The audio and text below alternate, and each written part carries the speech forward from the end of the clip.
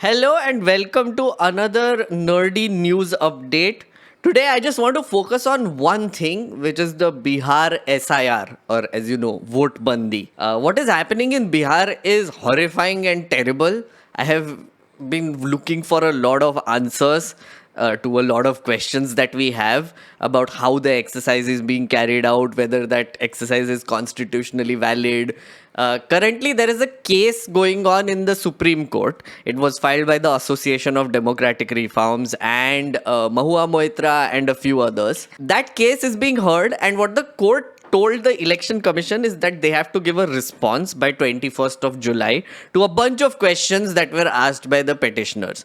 So what I have done is I have gotten my hands on the response that has been filed by the election commission.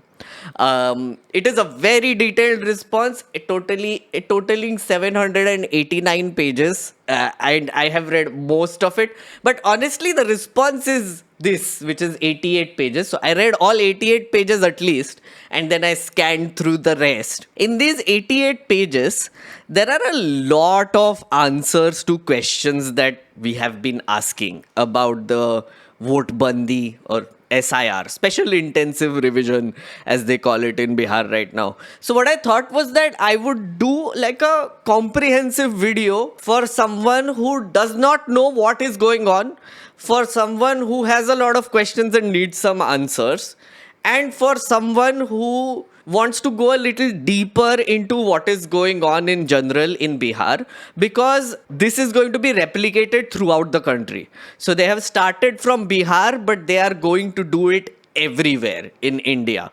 There is news coming in that the next state they would do it in might be might be Delhi. But there is a chance that they might also do it simultaneously in West Bengal, which has elections next year.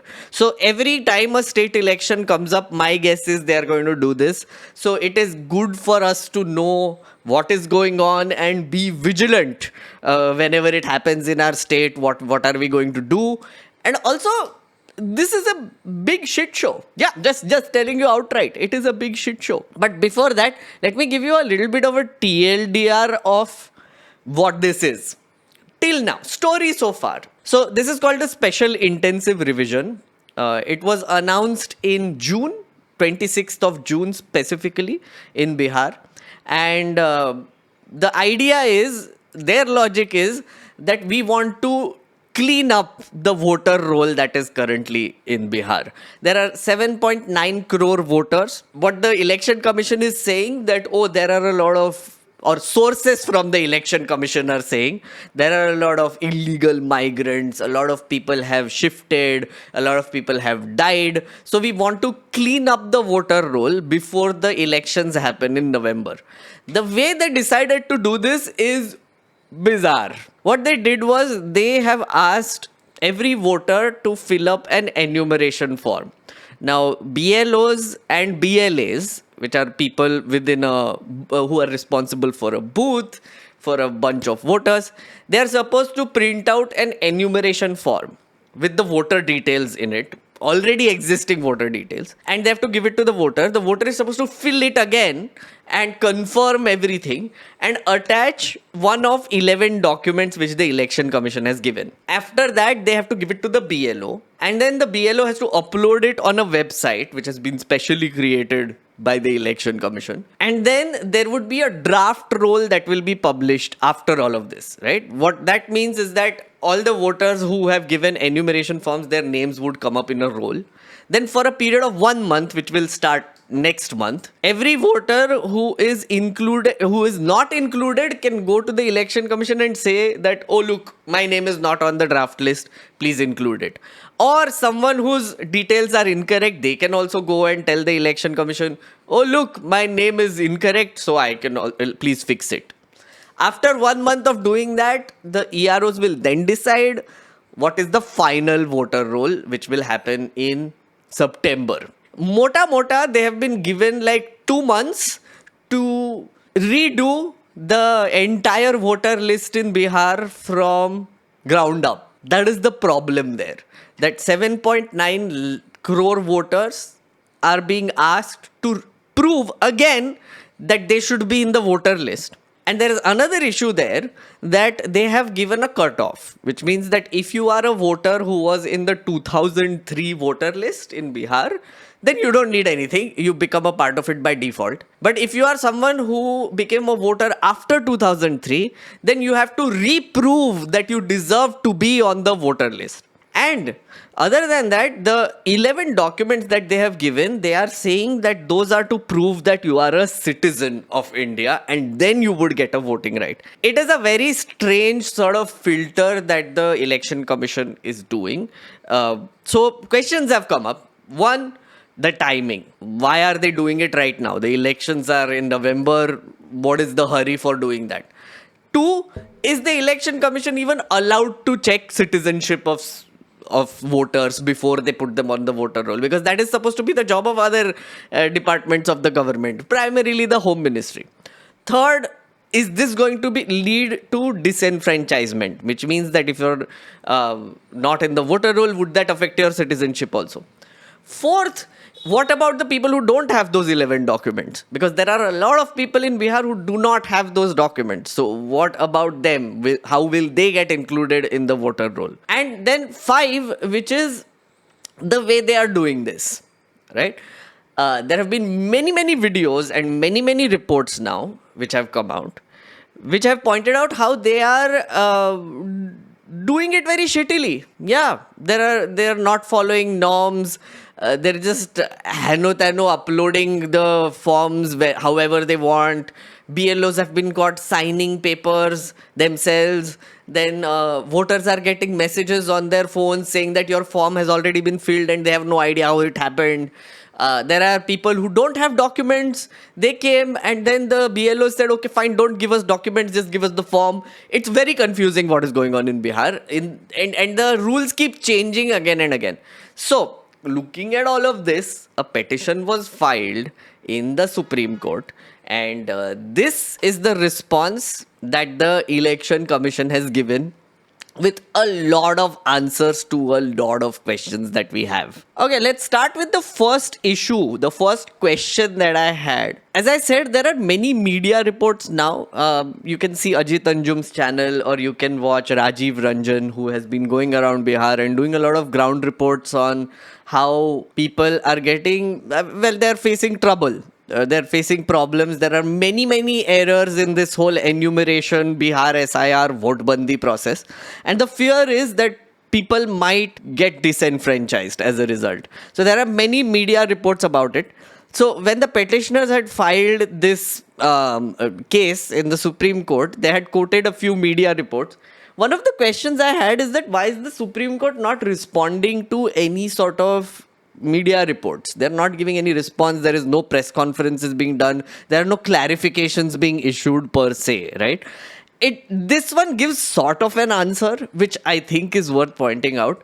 So all the newspaper articles, etc., that the petitioners quoted saying that there are problems, these people, Election Commission, have said that the newspaper articles do not constitute reliable evidence on facts stated therein. It has been held that judicial notice of facts and figures stated in the newspaper cannot be taken as facts and figures, are merely hearsay secondary evidence. So the Election Commission doesn't give a shit what you report on or what you say, because they will always consider it as secondary evidence and hearsay. Apparently. Well, that's sort of an answer. But then that also means that we might not get any answers. They might use the same argument everywhere, that we don't, like, you say whatever, you report whatever, it is secondary evidence and hearsay, so we don't give a shit. But what will be interesting is when the 28th hearing happens, 28th, the hearing is scheduled for 28th, probably the petitioners will put in more evidence, and which includes like these videos, etc. We don't know exactly, but I think that is what will happen. The Election Commission will have to respond to those again. Maybe they will use the same argument. Maybe, just saying. Look at this. This is very interesting. So one of the questions that was asked to the Election Commission was that how will you do this exercise so fast? How will you do it? And one of their answers was that we have a lot of volunteers and BLAs, which is booth level agents, who are helping us do these exercises. And a lot of booth level agents belong to political parties. So to prove that, they have given a split of how many people are working on this, which I found very interesting. See, BSP has 74. BJP, there are 52,000 booth level agents which have been appointed to by the BJP. CPIM 739. INC has 16,000. Then there is RJD 47,000. Janata Dal 35,000. RLJP, RLSP, Communist Party of India, Marxist Leninist. Aam Aadmi Party has 1. And of course LJP, which has 1,153. So total of 1.58 lakh booth level agents are helping their existing staff. Is their whole reasoning that, oh look how many people are working on this. What I find it interesting is that if you combine the Bharatiya Janata Party and the JDU together, which is it will come to about 87,000 booth level agents are just from these two parties, which is the ruling alliance. I don't know. Maybe there needs to be some, questions raised about this also. Because if these agents are also going to be helping in this whole process, I'm not saying the other parties are not having agents there. I'm just saying that a large proportion of the agents currently working on this process seem to be from the ruling two parties, which is worrying. Am I the only one who is worried about this? Because I thought it was something worth pointing out. And here is the funny thing that is also happening. Petitioners have approached the Honorable Court with unclean hands. So, one of the arguments that the Election Commission is making in Supreme Court saying that, oh, this should be dismissed, this case shouldn't happen, is because they are saying the petitioners are unclean, which means that they are MPs and MLAs from recognized political parties in the state of Bihar. And all these political parties are assisting in the SIR exercise by providing BLAs. So, their argument is that on one hand, you are saying that you have a problem with this exercise and filing a case in the court, asking for the court to rule on this. On the other hand, you are assigning BLAs to volunteer with us to do the same exercise. How? Why are you doing this? Why are both of these things happening simultaneously? That is what the Election Commission's logic is that, oh, if you have a problem with it, then why are you even assigning booth level agents? That's a very weird argument to give, because honestly, it's not like any of these petitioners have asked for the exercise to be cancelled. None of them have. They have asked for more time and also for the court to see how it is being conducted. Also, they have questioned the timing of it, the hurry of it, the timing of it, the way it is being conducted. That is what they're asking. So it doesn't mean that if you have already started this exercise in Bihar, the parties have, it doesn't mean that you will not assign your BLAs to sort of see if voters are being registered, if enumeration forms are being filled, because that is also something that is important to you as a party, right? You need your voters to be on the voter list. So both things can happen simultaneously. It is a very weird argument that the Election Commission has given here. Okay, one of the shady things that I found in this whole exercise is that the whole process of claims. So after the draft roll is prepared, it says that you have a claim period, which means that if anybody doesn't agree that their name was not there or got deleted, they can go and object to it, right? Look at this. Look at what it says here. In the event that ERO has any doubt as to the eligibility of any elector due to non-submission of requisite documents or otherwise, he/she will start a suo motu enquiry and issue notice to such proposed elector as to why their name should not be deleted. The ERO will then decide on inclusion of such proposed electors on the final roll based on documentation, field inquiry or otherwise. Notice the wording. He/she will start an inquiry and issue notice to such a proposer as to why his or her name should not be deleted. So the ERO can start an inquiry against a person who is existing in the draft roll. So it doesn't say that the ERO will make sure that someone will get included and sort of figure out why they weren't included. It says that they can raise an objection against someone who's already been included. So the burden of proof is completely on the person who is being questioned. And they have also said if eligibility due to non-submission of required document or otherwise. So since they are asking for 11 documents to be submitted if you want to be included in the voter roll, the logic is that if you have submitted the document, then you should be on the voter roll, right? No, because they have given a sort of a leeway to the ERO. Non-submission of documents is one or otherwise. So even if you submit a document, the ERO might take an objection, and then they can also do field enquiry or otherwise. Again, like they have left like such a giant space for the EROs to do whatever they want. It's very scary because this can lead to a lot of deletions. I don't trust the bureaucracy. Do you trust the bureaucracy? I don't know. You tell me. Especially the bureaucracy which is under this election commission. I don't trust it. I'm just saying. Okay. As I told you, there are 11 eligibility documents where which can be attached to the enumeration form to become a voter. So one of the reasons why the petitioners had filed this case is that out of these 11 documents, there are people in Bihar who have none of them. A lot of them don't have these documents. The election commission has said that Aadhaar, ration card, job card cannot be valid documents which can be used, become a part of the voter roll. They cannot use their voter ID also, the old one, the epic number. They cannot use driving licenses also. These are 5 documents which a lot of people in Bihar already have. But the election commission said that none of them are proof. Initially they said that, then they allowed people to include Aadhaar, but now they can still question them. It's very confusing. But the point about those 11 documents, election commission has given a response giving you figures of how many people have these documents in Bihar. Okay. Some of them are very strange. Okay. Look at this one. Birth certificate issued by competent authority. So this is the department that can issue the birth certificate. Look at this. 3.9 crore total birth certificates were issued from 2001 to 2024. Then under that it says it is only indicative value as the older data is not available and citizens born after 2007 are not eligible to register. So they are saying 3.93 crore people in Bihar who were born after 2001 till 2024 have birth certificates. Why I found that extremely strange is because, and it says it there, if you are born in 2001 to 2025, you will be 24 years old, right?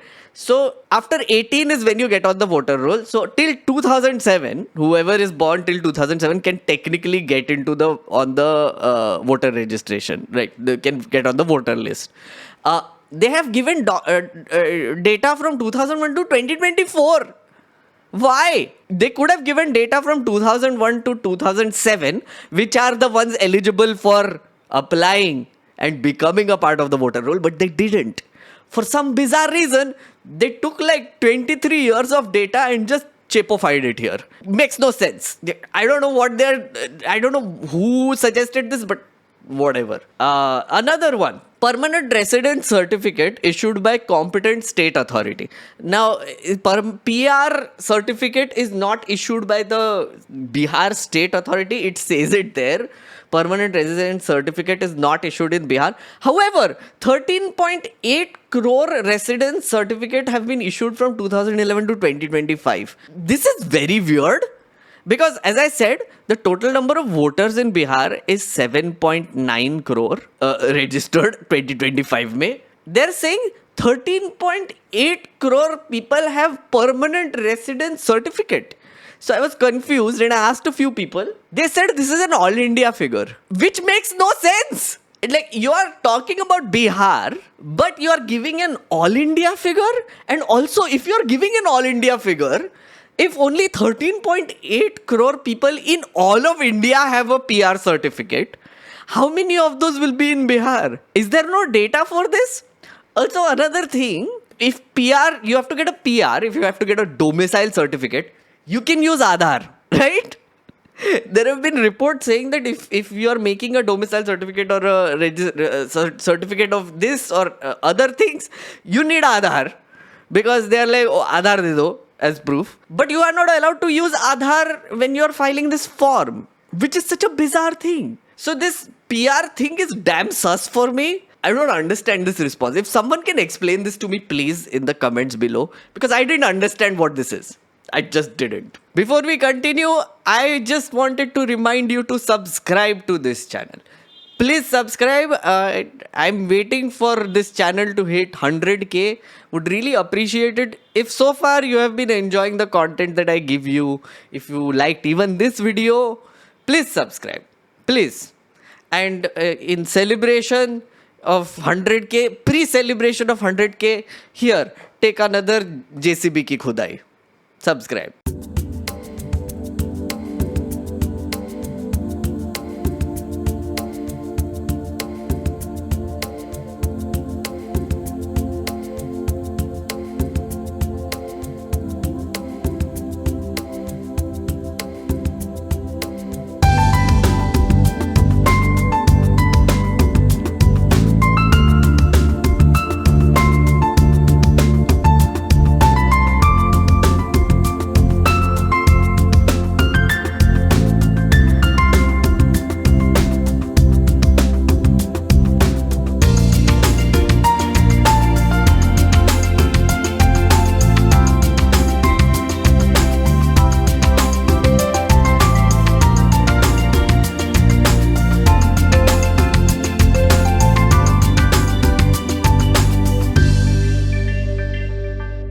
Done.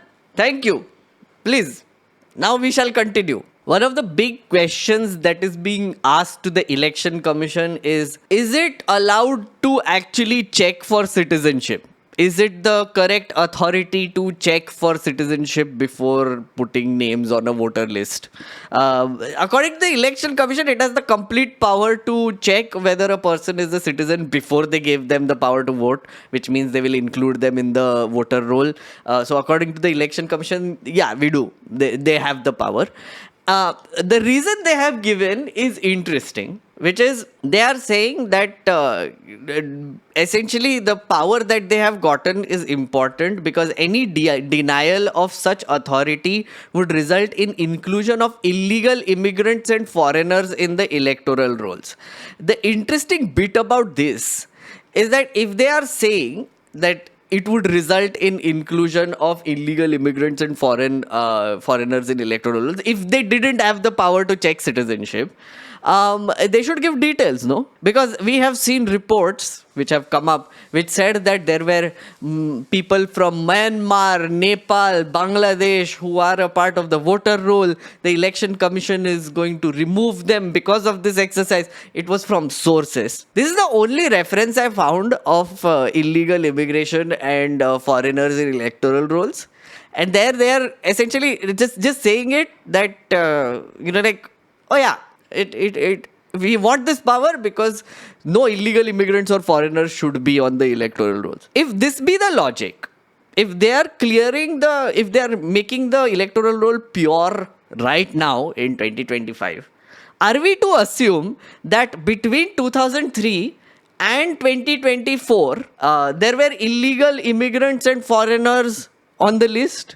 Because otherwise, why would you clean it, right? And if they were, are we to assume that all the governments that have come in, or all the prime ministers, all the chief ministers that are in their chair right now, they got votes from these illegal immigrants and foreigners? And now the Election Commission is waking up? Is there no process which would have prevented that? And the answer is no.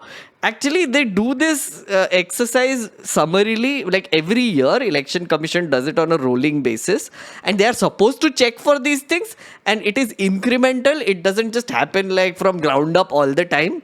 It's like, in last year they must have done an exercise, they must have uploaded the voter list. This year they did do an exercise and they updated, deleted, checked again, did like a test, saw a few people, etc., and then they updated the voter list again. It happens incrementally over the years. This is from ground up. So suddenly now the Election Commission wants us to believe that they need the power to check citizenship because their voter list has illegal immigrants in them. As Osiris is saying, this is giving me a lot of trust me bro vibes. Doesn't work that way. Anyway, one of the questions that was asked is that if you are not a part of the voter roll, is that a question on your citizenship now? Because the election commission is checking for citizenship before it lets you be on the voter roll. The election commission has said that under the SIR exercise, the citizenship of an individual will not terminate on account of the fact that he or she is held to be ineligible for registration in the electoral roll. Now, my question here is, let's say you're applying through the enumeration form and the ERO suddenly decides that no, you're not supposed to be on the voter roll, and they're supposed to give a reason. Can they actually say that no, we don't think this person is a citizen? In which case, will they have like action taken against them afterwards? Because it doesn't make sense, right? Like, if you are a citizen, why wouldn't you be on the roll? If you have applied and you have been rejected for some whatever reason, your documents are not in order or whatever, it would raise suspicion that you might not be a citizen. Of course, there is the question of people who just didn't fill the enumeration form. They had no idea this exercise was happening and didn't become a part of the voter roll. That's a separate matter. They might be citizens but not a part of the voter roll. But what if you get rejected? That is my question. Will that be a question after that? Will other authorities take over? Will you be looked at it? Will every voter that is rejected be looked at suspiciously from henceforth? It's weird. I just don't get a good feeling about this. Another thing, if the ERO is going to be the deciding factor of whether you can be included or not included in the voter list, for whatever reason, clearly they have given them a lot of power to include or not include you on the voter list. There is an interesting thing that they have to do. In the event that ERO has any doubt as to eligibility of any voter, she will take Suocognizance. This part I had read earlier. Uske niche dekho that in such cases, ERO shall pass a speaking order which is subject to appeal in accordance with applicable provisions of RP Act and RER rules. What that means is that the ERO has to note down why you aren't included in the voter roll, or why the ERO is suspicious that your documents are not in order, and also note it down for everyone. And that has to be made public, and that has to be communicated to the person who is not on the voter roll, and they can object again, which would be very interesting to see.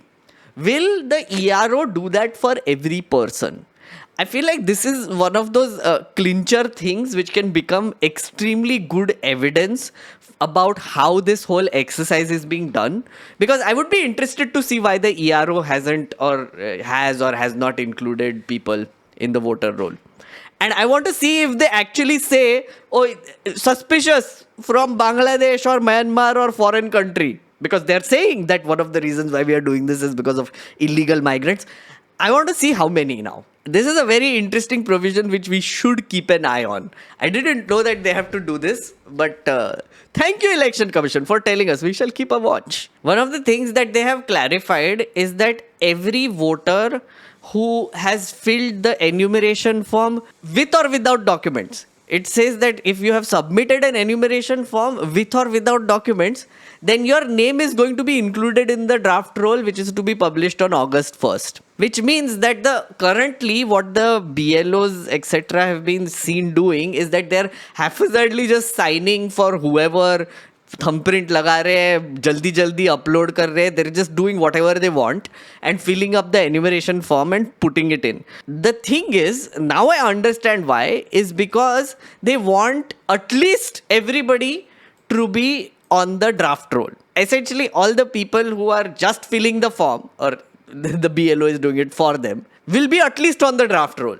Then uske baad they will remove people. That is the idea I am getting. So clearly, whether you have submitted the documents or not, you're going to be on the draft roll. So essentially now the burden of collecting those documents and giving it and proving that you deserve to be on that roll, the final roll, is on you. So yeah, that's one clarification that we got. You must have seen reports of how BLOs are supposed to give receipts. They have mentioned it here as well. Look at this.